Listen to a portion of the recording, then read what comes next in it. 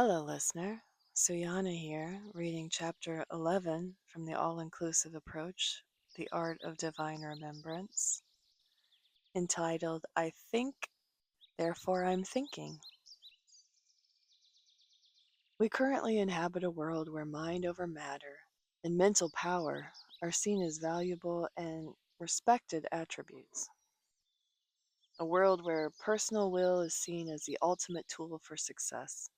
However, our thoughts aren't intended to instantaneously manifest into physical reality. They are not the precursors to achieving what you desire.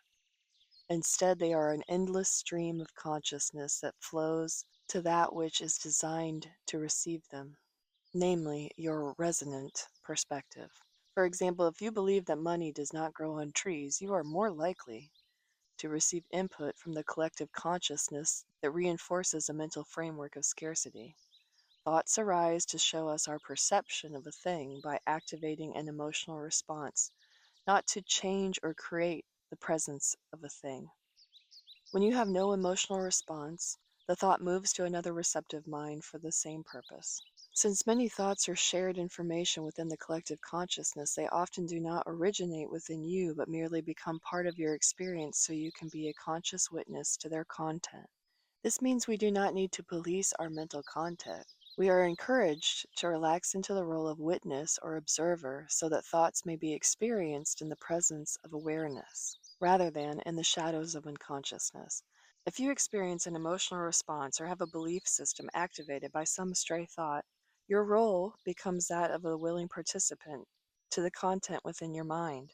In doing so, you offer whatever arises the opportunity to be embraced through the power of your presence and your conscious application of free choice.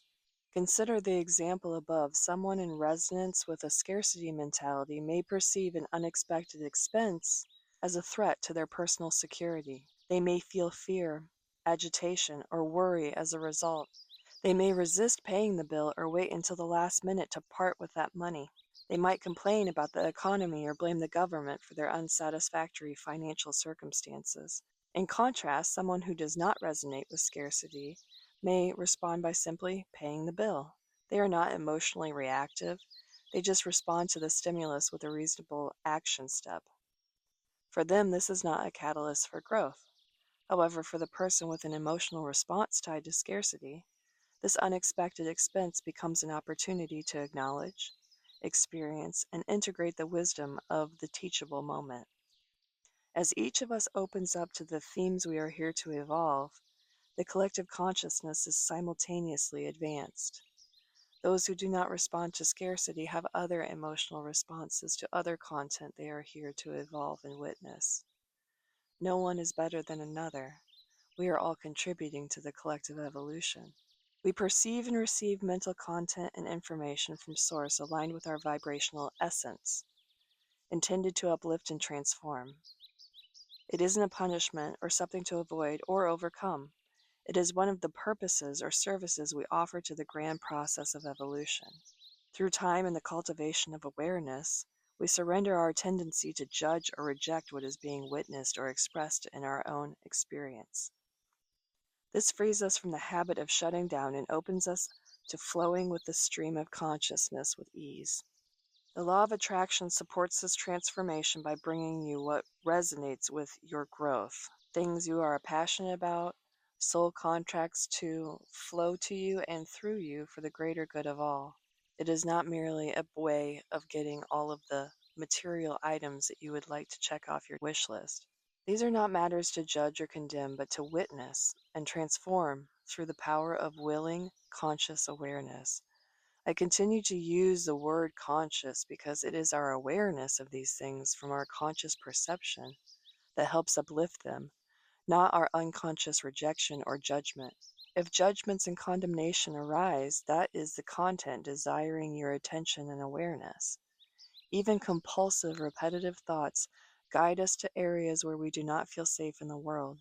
For those evolving themes of scarcity or separation, which perpetuate feelings of fear, their gift to humanity is a willingness to engage with their mental and emotional responses as individuals associated with all expressions of lack or division. They highlight systems and societal standards we have developed that are out of alignment with the abundant nature of reality, allowing us to implement steps to address and correct them. From this vantage point, scarcity is not inferior to abundance. Instead, it is a pathway to embodying abundance as a result of a conscious relationship with scarcity. Perhaps you worry about your health. Maybe you fear your partner leaving you. All of these habits of thought lead you to the transformation taking place. The task assigned to you is to be a participant in the process. Remember that all manifestations are part of the one divine consciousness. Nothing is separate from this eternal energy.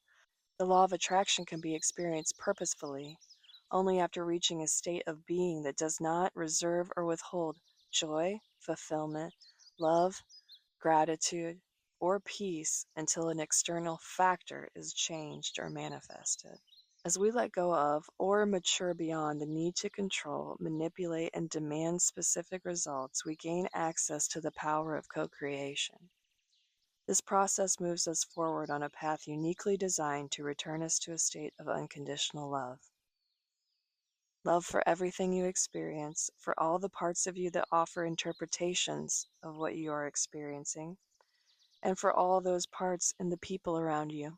This is total and absolute unconditional love, your true divine essence, and the vibration of Source. While we navigate the unconscious state of forgetfulness, Source gives us time and space to remember this love until it becomes our constant perspective in the world of form. We are not just using the law of attraction to transcend time and space. We are already beyond it. That is why we remember what it is like to instantly manifest desires into reality. Because in the realm of non-physical reality, we could do just that.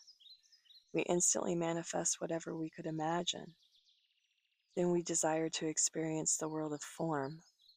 As non-physical beings, we chose to incarnate into a dimension governed by time and space as parameters for manifestation. We chose to have this experience of time and space between sensing what would become part of our experience and seeing it materialize into our physical reality. Those things we sense manifesting for another being are glimpses of what will unfold for yet another expression of source and form. We do not need to hold on to these ideas as belongings to ourselves or anyone else. We don't need to continuously decipher how to bring them into physical reality. Instead, we must merely remember our choice as formless energetic beings to incarnate into this reality for the purpose of experiencing manifestation within the constructs of time and space, rooted in unconditional love. How does this shift your perspective on the law of attraction? What happens if you abandon the belief that the law of attraction is a tool to get everything you want? What is the result when you release the belief that mental effort alone can yield the manifestations you desire through focus and persistence? What can you expect to experience when you understand that your mental self is not, in fact, the force creating your external reality? In a word, emotions. You can expect to feel a variety of emotions for varying degrees of time and intensity as you unravel the belief system built on the incomplete concept that thoughts create reality. Fear, as you realize you cannot bend reality to your will no matter how hard you try. Sadness, as dreams become wishes that may or may not ever be fulfilled. Anger, as you feel betrayed, embarrassed, confused, and frustrated while seeking a new way to engage with the world.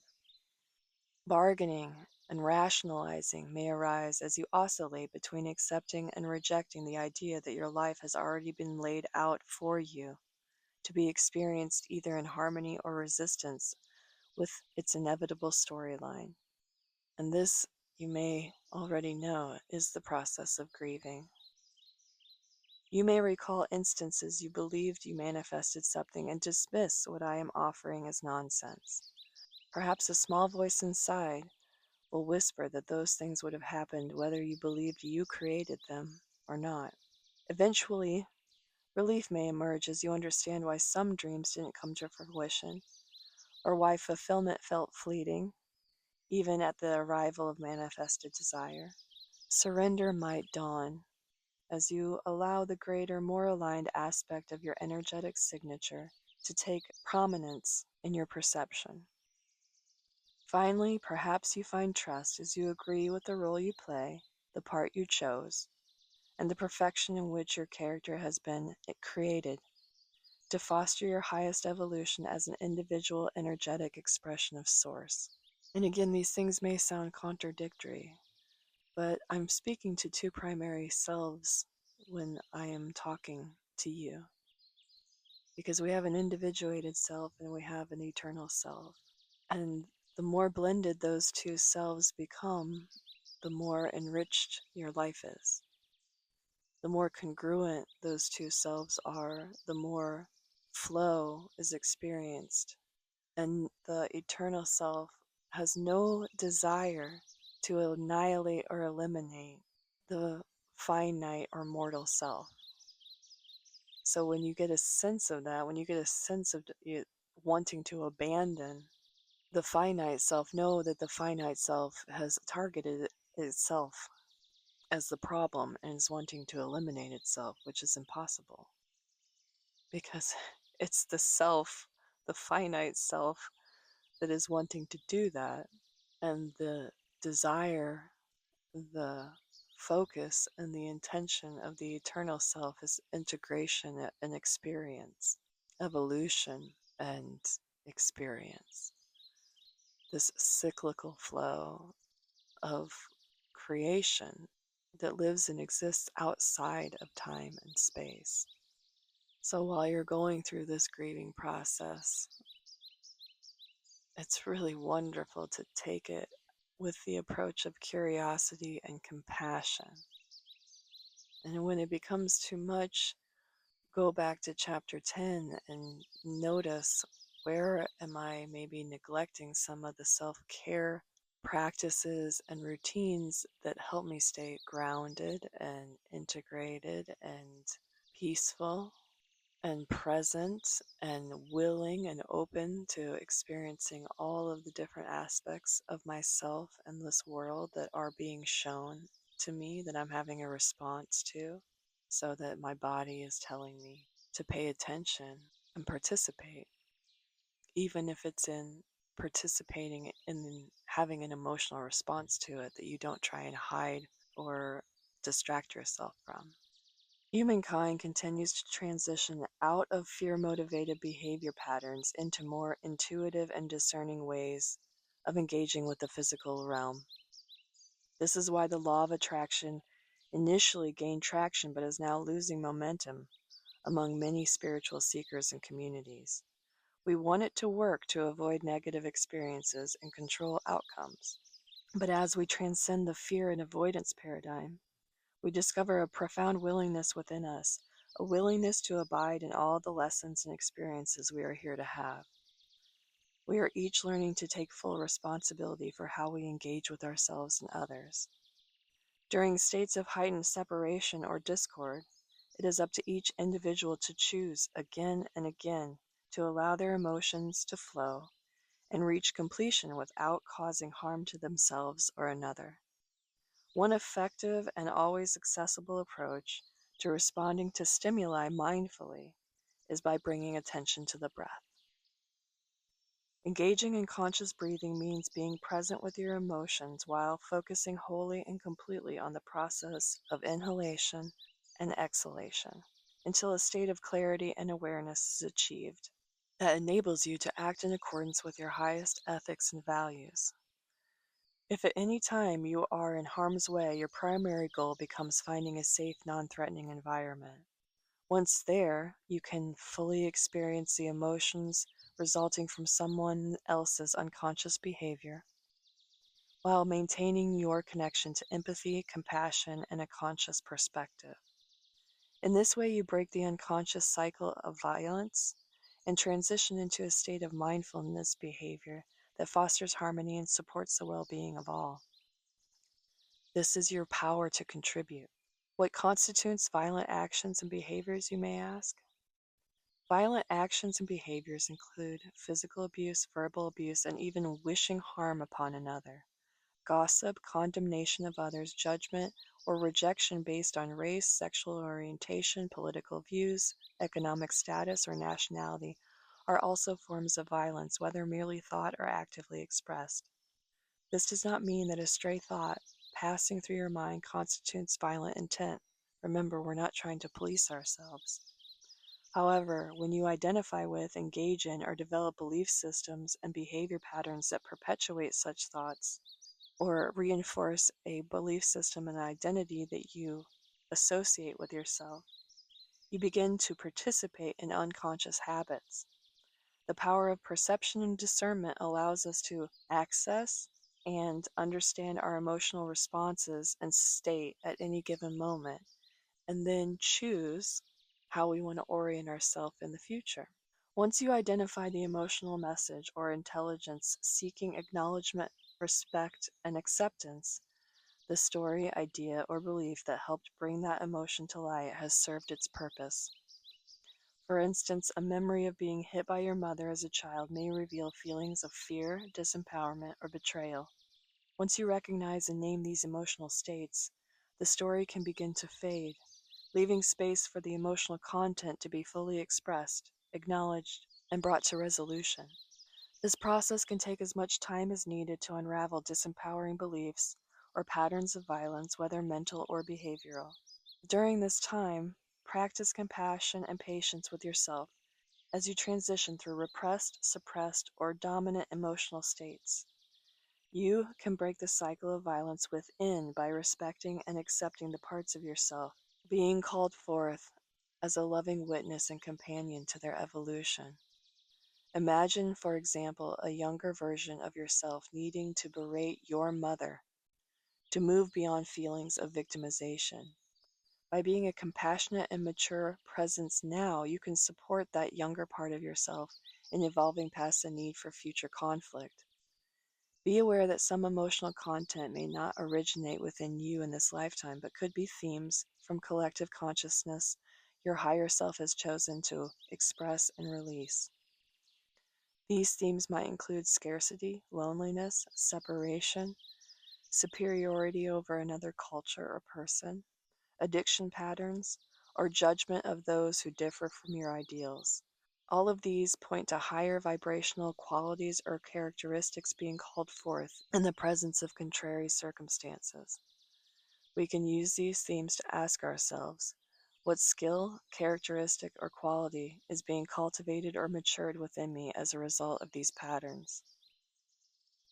Am I using these patterns to identify and transform qualities within the human psyche, or am I resisting my role in this process? Am I willing to be at peace with the time and space I require to evolve through and beyond these patterns for the greater good of all? Some additional questions I would add at this stage of my life are, do I need a moment to create a boundary around processing? Because there is an aspect of self too that has the discernment to know when you're spiraling in it, when it becomes a loop, a healing loop, integration loop, or a recalibration loop, or a discovery loop where you're trying to really delve into unconscious or subconscious habits, patterns, and beliefs. There is a part of us that is also being activated in setting healthy boundaries and navigating through life to find balance with this deep inner work and with the joy, pleasure, and blissfulness of being alive in a sensational reality, which is where we're living. This is a very sensational realm that we exist in, and we're not meant to just be toiling away. That is a narrative that's falling away. So that would be an additional question I would add to this list while you're going through this process of self-inquiry. Include in that times of lightness, closing the book, walking in nature, laughing with friends. Those are moments of integration too. Our relationship to everything is going to be determining how nourishing it is versus how depleting it is. So if you see sitting with friends laughing or crying, laughing through tears even, as an avoidance tactic to your deep inner work, then that is something to consider reframing, because the idea that life is meant to be a lot of hard work, and sacrifice, and struggle, obstacle after challenge, that's very imbalanced. And I personally am very cautious of any belief or idea that arises within me that perpetuates a state of imbalance. And I invite you to do the same. I look forward to discussing this and more further with you in the discussion of Chapter 11. Until then, be well and enjoy the now.